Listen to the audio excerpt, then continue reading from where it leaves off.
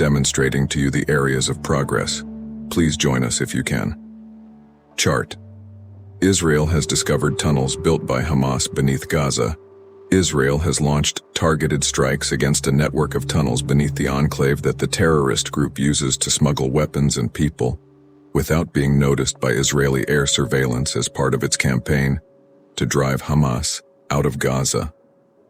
The map above depicts tunnels beneath Gaza City and other areas of the Palestinian territory that the Israel Defense Forces have located. What is the size of the tunnels? There are many different ways to create tunnels, but the more advanced ones are elevated to a height where a man of average height may stand upright and are reinforced with concrete. Power and communication connections are frequently included. Israel targets Gaza's network of tunnels used by Hamas. Israel claims that as part of its ongoing retaliation for Hamas's historic cross-border strike on Saturday, it is targeting portions of a covert network of tunnels that the terrorist organization developed beneath the Gaza Strip. Consider the Gaza Strip as having two layers, one for civilians and another for Hamas. In a video released on Thursday, an Israel Defense Forces IDF spokesman stated, "We are attempting to reach that second layer that Hamas has constructed. These are not civilian bunkers in Gaza." Hamas stated that their goal in climbing the mountain is merely to be able to plan operations into Israel and to keep firing rockets into Israel. The network, which Israel has named the Gaza Metro, is thought to extend beneath a region that is just 41 kilometers, 25 miles long, and 10 kilometers wide, making its exact extent extremely difficult to determine. The IDF said that after a confrontation in 2021, airstrikes had destroyed almost 100 kilometers of tunnels. In contrast, Hamas asserted that only 5% of its 500-kilometer tunnels had been struck.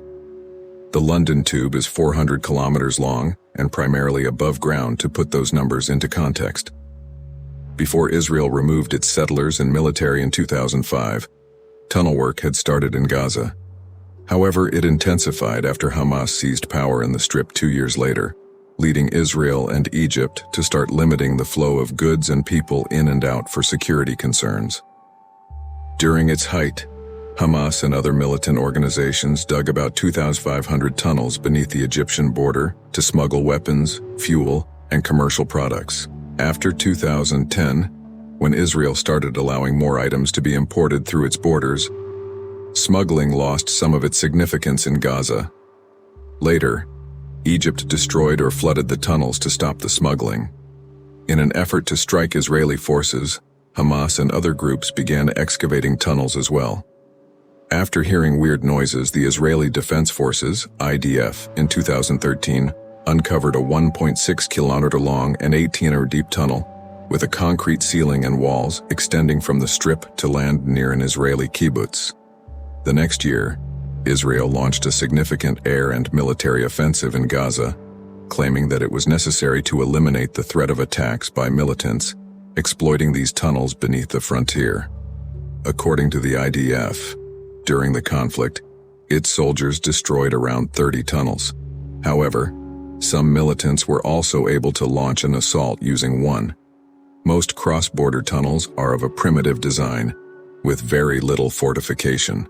According to Dr. Daphne Richimon-Barak, an expert in underground warfare and lecturer at Reichman University in Israel, they are dug for the sole aim of invading Israeli territory. The tunnels within Gaza are unique because Hamas often uses them. Longer lengths of time can possibly be spent in them more comfortably. They are undoubtedly ready for a more protracted stay. There, the leaders are concealed. They have communication and transportation hubs as well as command and control centers. They have rail tracks, lighting, and power. You are able to stand and walk about more. She claims that in recent years her bulk seems to have mastered the art of both tunnel construction and combat.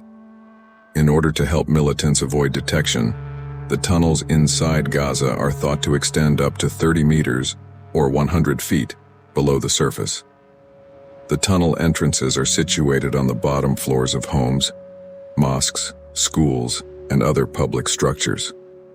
The local populace has also paid a price for the network's construction. The IDF has charged Hamas with stealing millions of humanitarian funds supplied to Gaza to finance the tunnels, along with tens of thousands of tons of cement meant for rehabilitating homes devastated in earlier conflicts. It's probable that Hamas terrorists utilized a cross-border tunnel for last weekend's strikes in Israel. There were rumors that a subterranean outlet had been found close to Kfar Aza kibbutz. If true, the tunnel would have been constructed beneath the concrete barrier below ground level, which Israel completed erecting at the end of 2021, and is studded with advanced anti-tunnel detecting sensors. While acknowledging that it would be unexpected, Dr. Reshaping Barak emphasizes that there is no perfect tunnel detection technology. Since there is no way to stop them, tunnels have been employed in combat for all of recorded history. The network of enigmatic underground tunnels utilized by Hamas is known as the Gaza Metro. The most well-known purpose for the numerous tunnels beneath Gaza is as a means of smuggling items from Egypt and launching assaults into Israel. However, there is another subterranean network that the Israel Defense Forces (IDF) designate to as the Gaza Metro informally. Encircled from the prying eyes of the IDF's aircraft and surveillance drones, it's a massive network of tunnels, some of which are several kilometers underground, that are used to move people and commodities, store rocket and ammunition stores, and house Hamas command and control centers.